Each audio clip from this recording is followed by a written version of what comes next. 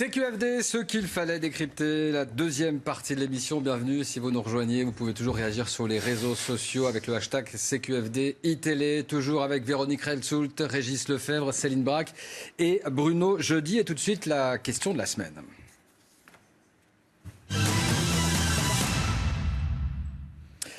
C'est un voyage qui est passé quasiment inaperçu dans ce contexte de nouvel attentat. Marine Le Pen était au Québec cette semaine et tabernacle, Bruno, rien ne s'est passé comme prévu. Je m'en remets pas. Tabernacle, vous le faites bien, hein, vous avez le bon accent. Hein. C'est vrai que c'est la loose pour Marine Le Pen. Hein. Elle comptait beaucoup sur ce voyage justement d'une semaine au Canada pour soigner sa stature internationale et puis patatras, rien ne s'est passé comme prévu. Alors si on résume, elle a vu aucune autorité fédérale, aucune autorité locale et sur place c'est même une franche hostilité qui l'attendait. Alors bon évidemment, hein, l'extrême gauche québécoise réunie. Je vous propose de regarder un petit peu un élément d'accueil. On va laisser les autres.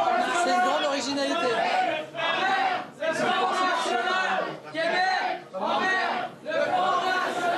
Vous chantez faux. Ambiance. Ça rappelait un peu les années 80-90 à l'époque de Jean-Marie Le Pen ici. Alors bon, si on continue hein, la liste des débois, il y a eu aussi les hôteliers hein, qui n'étaient pas franchement, visiblement tous contents de l'accueillir, même si elle a dit que c'était Trudeau qui avait donné des consignes, Justin Trudeau, hein, le Premier ministre. Marine Le Pen, elle se défend, hein, elle dit, moi de toute façon, j'ai demandé à voir personne, hein, ni Justin Trudeau, ni les autorités locales. Elle a retourné évidemment ça en se victimisant, hein, c'est une habitude chez elle. On l'écoute, elle a donné quelques interviews, on l'écoute. Je suis en quelque sorte le symbole de tout ce à quoi ils se sont soumis. C'est peut-être pour ça qu'ils cherchent à me fuir. Peut-être pour ça qu'il cherche à me fuir. Alors c'est vrai qu'en même temps, elle n'a pas tout perdu, parce que là-bas, elle a été la star médiatique, du coup, puisqu'elle a fait pratiquement tous les plateaux de télé, toutes les radios, donc elle n'a pas tout perdu. Mais pas de bol, puisqu'ensuite, après le Canada, elle est allée à Saint-Pierre-et-Miquelon, hein, territoire français au large des côtes canadiennes. Et puis là, pas de bol, tempête de neige, grand froid, creux de mer formée, et elle a dû différer son passage de Saint-Pierre à Miquelon avant de rentrer à Paris. Quand ça veut pas, ça veut pas. C'est mes aventures qui sont un peu passées inaperçues en France, on le disait, hein, mais cette visite, elle a été très commentée sur les réseaux sociaux, Véronique, en particulier au Canada. Oui, c'est-à-dire qu'en fait, on pourrait dire, vu le fiasco, bon, c'est loin, c'est pas grave. En France, on le verra pas, hormis quelques huluberlus qui ont envie de commenter le sujet, mais sinon, on va pas en parler. Le problème, c'est que sur Internet, le Canada, c'est pas si loin. Il suffit de regarder une carte géographique de qui a parlé de quoi. Alors évidemment, on voit au Canada, on a parlé d'elle, et en France, on a relayé. Donc ça a beau être des pays pas si proches, non. En fait, les réseaux sociaux, tout est à un clic. Alors regardons les mots associés. Fiasco, évidemment. On n'arrête pas de parler de ce fiasco. On a parlé du fait qu'il fallait qu'elle ferme sa gueule, que globalement les messages n'étaient pas très positifs. Et on a beaucoup parlé aussi du fait qu'elle a critiqué les attentats depuis là-bas et la façon dont c'était géré, ça a été beaucoup repris. Globalement, si je résume la pensée des Canadiens, je vais vous prendre un tweet qui résume assez bien, un tweet canadien qui dit « I love Montréal, Marine Le Pen, comment oses-tu déverser ton venin en dehors de tes chères frontières ?» Et Lyon dit en gros « va-t'en ». On pourrait se dire que tout ça a été un épiphénomène. En fait, c'est quand même embêtant parce que sur les réseaux sociaux, il y a eu un sujet qui est les images que ça a laissées sont vraiment pas bonnes. C'est pas bien pour Marine Le Pen, c'est compliqué à gérer. Et finalement, quand on se met à ironiser comme si Marine Le Pen, alors ton voyage au Canada, bien ? Ça résume un petit peu ce qu'on pouvait dire. Un journaliste canadien a intitulé son édito « Jeanne d'Arc au pays des bisounours ». C'est elle qui avait parlé des bisounours. Marine Le Pen, d'ailleurs, on dit des calinours au Canada. Ce qui ressort de cette visite, c'est l'exact inverse du message qu'elle voulait faire passer, Régis. Ouais, vous avez tout dit, donc je vais juste vous paraphraser. Au revoir. Je vais juste vous paraphraser. Voilà. L'objectif de communication de Marine Le Pen vis-à-vis de l'opinion publique, c'était cela. C'était une phrase importante qu'elle a dit lors de son dernier meeting au régional. Je propose qu'on écoute cette phrase. Face à ce déferlement classique dans les régimes totalitaires, je vous dis, mes chers compatriotes, n'ayez pas peur. N'ayez pas peur, ne vous laissez pas infantiliser, culpabiliser, manipuler. N'ayez pas peur. Pourquoi Marine Le Pen dit ça? Florent Philippot l'expliquait à l'époque très bien. Il disait Marine Le Pen représentée en Asie, ça ne marche plus.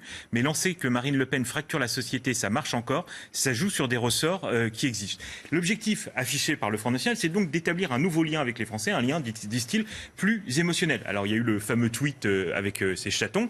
Bon, d'accord, c'est bien, mais ça ne fabrique pas une stature de présidentiable apaisée. Et donc ce voyage, en termes de communication, était évidemment très important. Pourquoi ? Parce que l'international, ça ne fait pas gagner les élections, mais ça fabrique des statures. Quand on est à l'international, on n'est plus chef de parti, on est le représentant de la France.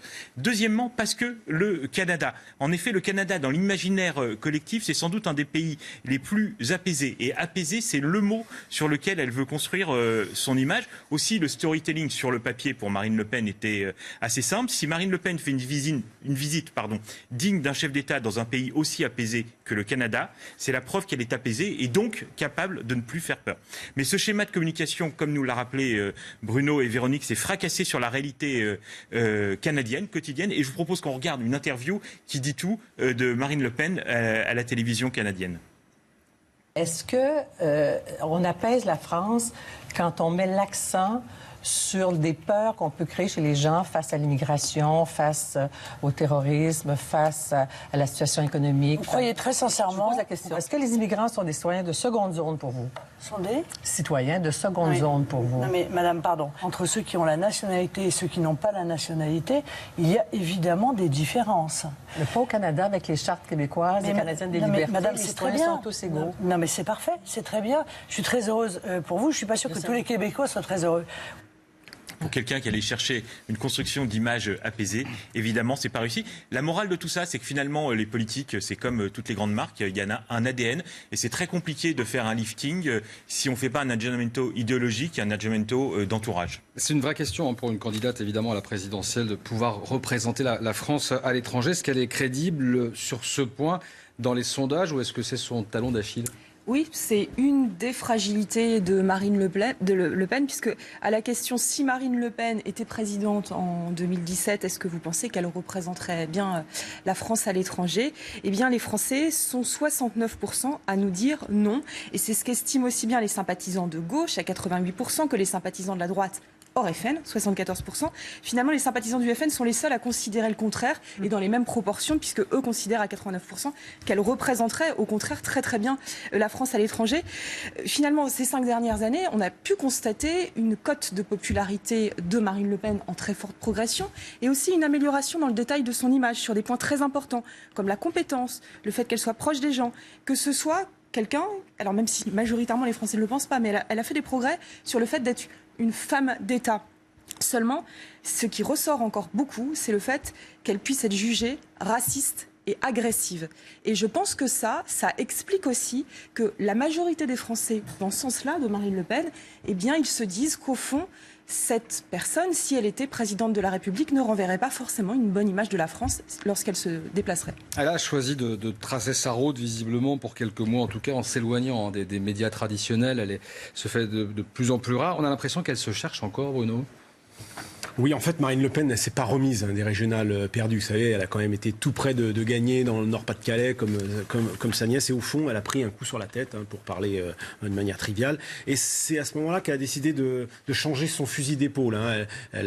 Elle voit que la dédiabolisation, au fond, a touché ses limites, que elle a sans doute beaucoup hystérisé aussi, une image dégradée. Et du coup, elle a cherché une autre manière de communiquer. Alors, c'est le slogan, comme disait Régis, c'est le slogan la France apaisée. C'est une forme de retrait par rapport aux médias, ne plus courir dans toutes les matinales. Et puis c'est aussi ce blog avec les photos des chatons, elle arrose ses fleurs, je ne sais pas trop ce qu'elle fait. Bon, pour l'instant, on voit qu'elle se cherche. Je suis pas sûr que ce soit très efficace. En même temps, il faut donner un peu du temps au temps, comme dirait l'autre, et voir si dans 6-8 mois, elle n'a pas progressé sur les items de Céline. On verra. bon, en tout cas, pendant son absence, ses camarades, eux, ils ont continué à critiquer la France apaisée. Hein. Robert Ménard, Marion Maréchal-Le Pen, tous les deux dans des styles très old school, hein, qui rappellent celui de Jean-Marie Le Pen. Et puis, bien sûr, Jean-Marie Le Pen, lui, qui ne digère pas la suppression du défilé, qui crée ces fameux comités Jeanne d'Arc. Donc, on voit quand même que pour Marine Le Pen, ça reste quand même assez compliqué. Et sa nouvelle stratégie de communication, faudra voir si ça finit par payer, parce que pour l'instant... ça marche pas trop. Ça marche pas trop. Elle a tout fait pour s'en défaire. Hein. Est-ce qu'elle est toujours attachée à l'image de son père, qui est encore très présent, lui, dans les médias? Oui, et pourtant, elle est 5 fois plus populaire que son père. Hein. Quand on fait des codes de popularité comparés, c'est ça qu'on observe. Mais à cette question-là, est-ce que ses idées sont proches ou éloignées de celles de son père? Eh bien, on a encore, là c'est le même chiffre que pour la précédente question de sondage, 69% de Français qui estiment que ses idées sont proches de celles de son père. Alors, c'est une proportion qui est en baisse de 9 points par rapport à la même question opposée en septembre 2013, mais vous voyez quand même, elle demeure quand même extrêmement élevée. Ce n'est pas parce qu'il y a eu une dédiabolisation certaine du Front National, une normalisation de ce parti, c'est clair, hein, dans notre vie politique, et bien que ces idées ne sont pas majoritairement rejetées par une majorité très nette de la population. Et même si Marine Le Pen traverse aujourd'hui le territoire français de manière plus apaisée qu'au Québec, eh bien finalement, sur le fond, les Français ne sont pas si éloignés de ce qu'on a pu ressentir lors de ce voyage au Québec. Allez, tout de suite dans la peau d'Arnaud Montebourg.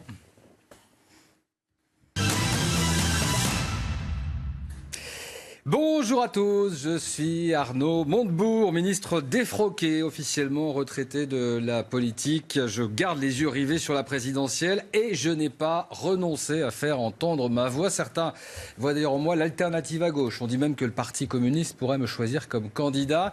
Pour l'instant, ma stratégie tient en 2 mots, silence radio. Alors comment faire monter le désir? Comment devenir incontournable en 2017? Je m'adresse à vous 4, je suis Arnaud Montebourg. Qu'est-ce que vous me conseillez? On va commencer par vous, Bruno. Arnaud Montebourg, écoutez, pour l'instant, dans la fameuse course à la primaire, on verra si elle existe vraiment, mais enfin, il y a des dates qui commencent à être fixées, 4 et 11 décembre. Vous êtes le père des primaires à la française. Alors, pour l'instant, on doit se contenter de candidatures, on va dire, peut-être pas de premier plan, Marie-Noëlle Lienemann, éventuellement Pascal Cherki, Emmanuel Morel. Alors, faut pas nous laisser avec ces candidats. Vous êtes à peu près le seul à gauche à faire vendre des journaux, donc je vous conseille de vous lancer rapidement. C'est un petit peu intéressé, nous, médias, mais également pour vous, parce qu'une campagne, c'est long. Il va falloir quand même vous rappeler au bon souvenir des Français, et puis peut-être emballer la course, et qui sait, peut-être attirer à vous François Hollande dans ce nouveau match. Il faudra aussi nous inventer d'autres concepts, hein.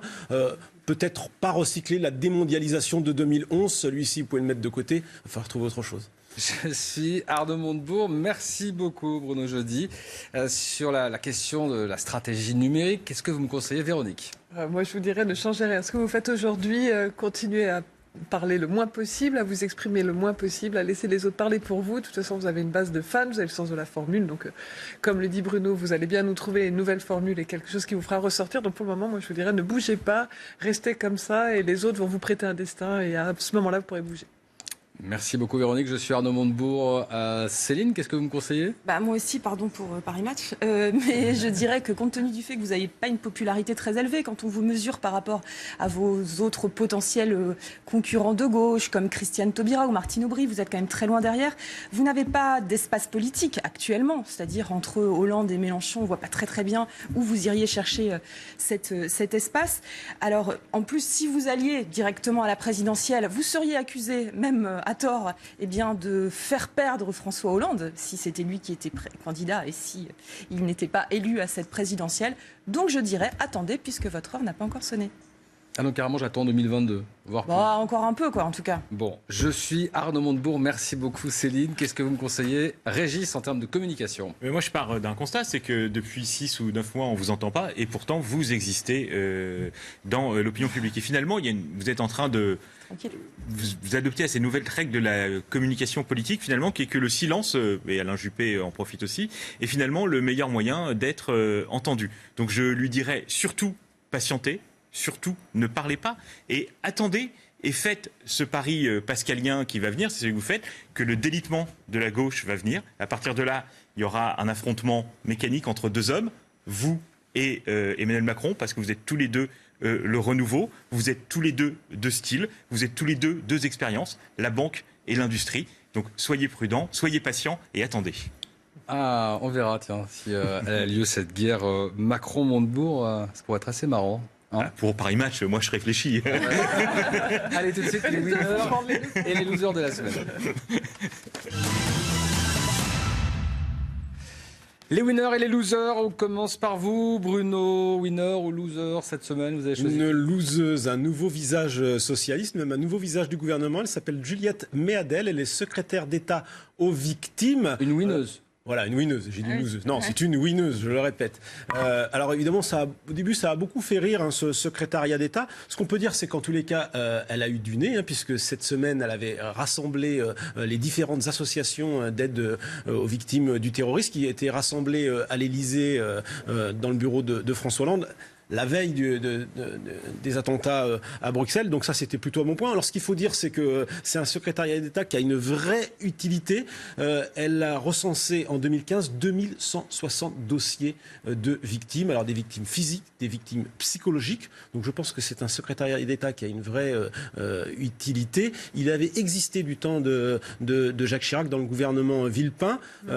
Finalement, c'est François Hollande et Manuel Valls qui l'ont ressuscité pour cette fin de mandat. C'est peut-être pas la plus mauvaise idée qu'ils aient eue lors de ce dernier remaniement qui était plutôt raté par ailleurs, mais ça je crois que c'est une bonne idée. Vous verrez que ce secrétaire d'État survivra au prochain remaniement, au prochain mandat. Juliette Méadel, la winneuse de Bruno. Céline, winner, loser?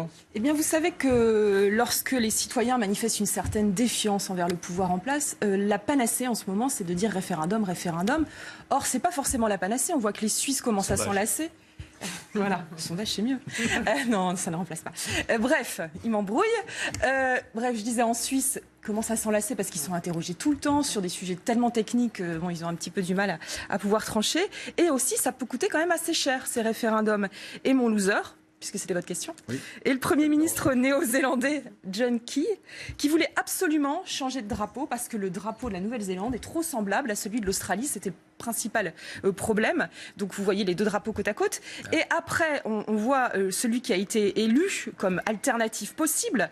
Après 2 ans de débat, 10 000 propositions de drapeaux, 15,5 millions d'euros de dépensés, pour en arriver finalement à ce que les Néo-Zélandais votent et décident de garder leur drapeau. Donc finalement, voilà.